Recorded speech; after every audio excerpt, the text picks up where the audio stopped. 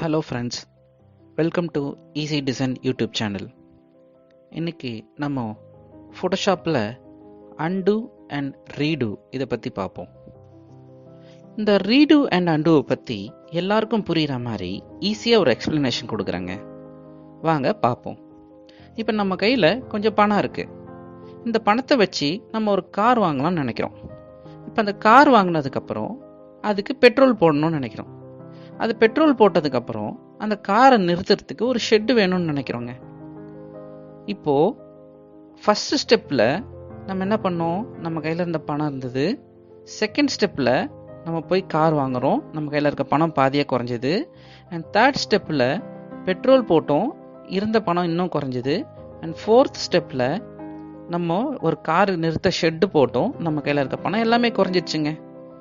இப்போ நம்ம கையில் கொஞ்சம் பணம் வேணும் அப்படின்னு நம்ம நினைக்கிறோம். அப்போது ஷெட்டு போடாமல் இருக்கணும். ஷெட்டு போடலைன்னா நம்ம கையில் கொஞ்சம் பணம் நின்றுருக்கும். அப்போது அன்டூ அப்படின்றதுக்கு கண்ட்ரோல் இசட்ன்றது கீ. இந்த கீபோர்டில் நீங்கள் கண்ட்ரோலையும் இசட்டையும் ரெண்டும் சேர்த்து ப்ரெஸ் பண்ணிங்கன்னா ஒரு ஸ்டெப்பு பேக் போவோங்க. ஸோ நம்ம கடைசியாக பண்ணது 4வது ஸ்டெப் என்ன, காருக்கு ஷெட்டு போட்டோம் இல்லைங்களா. இப்போ கண்ட்ரோல் இசட் ப்ரெஸ் பண்ணும்போது நம்மளோட தேர்ட் ஸ்டெப் பெட்ரோல் போட்ட இடத்துக்கு போயிடுச்சு. இப்போ நான் நினைக்கிறேன், இப்போ இந்த கார் வாங்கினதுனால தானே நமக்கு இவ்வளோ செலவும். அப்போது கார் வாங்கினதுனால நம்ம பெட்ரோல் போட வேண்டியிருந்தது, ஷெட்டு போட வேண்டியது எல்லாமே. அப்போது நமக்கு வேண்டாம் இதெல்லாம் அப்படின்னா நம்ம பண்ண வேண்டியது ரீடூ. ரீடூவோட கீ வந்து control alt plus Z.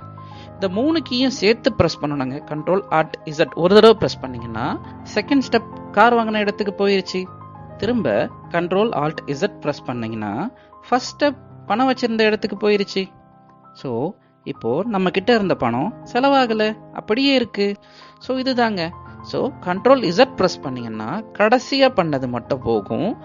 Control alt Z press பண்ணிங்கன்னா நம்ம பண்ணது ஒன்று போகுங்க. இதுதான் ரீடூக்கும் அன்டூக்கும் இருக்கிற டிஃப்ரெண்ட்டுங்க. சரிங்களா? வாங்க நம்ம இதுக்கப்புறம் டீப்பாக போய் ஃபோட்டோஷாப்பில் ரீடூ அன்டூ பற்றி பார்ப்போம். இதை பாருங்கள், ஃபோட்டோஷாப்பில் நான் ஒரு நியூ டாக்குமெண்ட் க்ரியேட் பண்ணுறேன். இப்போது இங்கே போயிட்டு நான் ஒரு டெக்ஸ்ட் டைப் பண்ணுறேன். ஹலோ அப்படின்னு டைப் பண்ணியிருக்கேன். இதுக்கு நான் போயிட்டு ஒரு ரெட் கலர் கொடுக்குறேன். இப்போ இந்த டெக்ஸ்ட்டை நான் வந்து கொஞ்சம் என்லார்ஜ் பண்ணுறேன். தென் இதை கொண்டு போய் நான் கீழே இந்த இடத்துல பொசிஷன் பண்ணுறேங்க. சரிங்களா? இப்போ நம்ம பண்ணது ஃபஸ்ட்டு ஸ்டெப் வந்து பார்த்திங்கன்னா டெக்ஸ்ட் டைப் பண்ணோம். செகண்ட் ஸ்டெப் வந்து கலர் கொடுத்தோம் ரெட்டு. 3வது ஸ்டெப் வந்து அதை என்லார்ஜ் பண்ணோம். அண்ட் 4வது ஸ்டெப் வந்து அதை கொண்டு போய் இந்த இடத்துல பொசிஷன் பண்ணுங்க. இப்போ நான் ஏற்கனவே உங்களுக்கு எக்ஸ்ப்ளனேஷன் சொன்ன மாதிரி நம்ம கடைசியாக பண்ண ஸ்டெப்பு வேண்டாம் அப்படின்னா அன்டூ பண்ணணுங்க. Control Z. இப்போ பாருங்கள், இது வந்து டிரான்ஸ்ஃபார்ம் பண்ண இடத்துக்கு போயிடுச்சு. இப்போது நம்ம பண்ணது எல்லாமே வேண்டான்னா ரீடூ பண்ணணுங்க.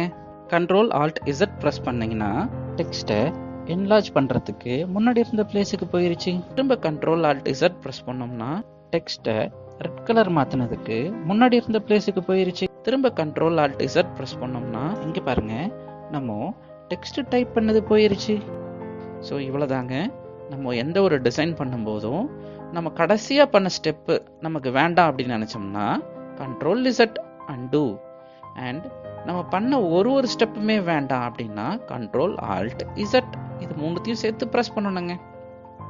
இப்போது இந்த இடத்துல ஒரு முக்கியமான ஒரு விஷயம் நான் உங்களுக்கு சொல்ல போகிறேன். இப்போ இந்த control Z and control alt Z இது பண்ணுறோம் இல்லைங்களா, இது வந்து ஜென்ரலாக 10 மூவ் தாங்க உங்களால் பண்ண முடியும் டிஃபால்ட்டாக. இதை இன்க்ரீஸ் பண்ணுறதுக்கு உங்கள் கீபோர்டில் கண்ட்ரோல் ப்ளஸ் கே இந்த 2 கீயும் சேர்த்து ப்ரெஸ் பண்ணுங்க. ப்ரெஸ் பண்ணிங்கன்னா உங்களுக்கு ப்ரிஃபரன்சஸ் அப்படின்னு ஒரு பேனல் ஓப்பன் ஆகும். அந்த பேனலில் போயிட்டு லெஃப்ட் ஹேண்ட் சைடில் பர்ஃபார்மன்ஸ் அப்படிங்கிறத செலக்ட் பண்ணுங்கள். அதை செலக்ட் பண்ண உடனே உங்களுக்கு அடிஷ்னலாக ரைட் சைடில் ஒரு செட்டிங்ஸ் ஓப்பன் ஆகும். அதில் ஹிஸ்ட்ரி ஸ்டேட்டஸ்ன்னு இருக்கு இல்லைங்களா, இதில் மேக்ஸிமம் வேல்யூ இன்க்ரீஸ் பண்ணிக்கோங்க. மேக்ஸிமம் 1000 வேல்யூஸ் வரைக்கும் கொடுக்கலாங்க. இப்போது ஓகே கொடுத்துட்டு க்ளோஸ் பண்ணிக்கோங்க. இப்போது நீங்கள் 1000 ஸ்டெப்ஸ் வரைக்கும் ரீடூ பண்ணிக்கலாங்க. சரிங்களா? இதுதான் ரீடூக்கும் அன்டூக்கும் இருக்கிற டிஃப்ரென்ஸ். இந்த வீடியோ உங்களுக்கு பிடிச்சிருந்ததுன்னா எங்கள் சேனலை சப்ஸ்கிரைப் பண்ணுங்கள், லைக் பண்ணுங்கள், ஷேர் பண்ணுங்கள் அண்ட் பக்கத்தில் இருக்க பெல் பட்டனை ப்ரெஸ் பண்ணுங்கள். Thank you friends.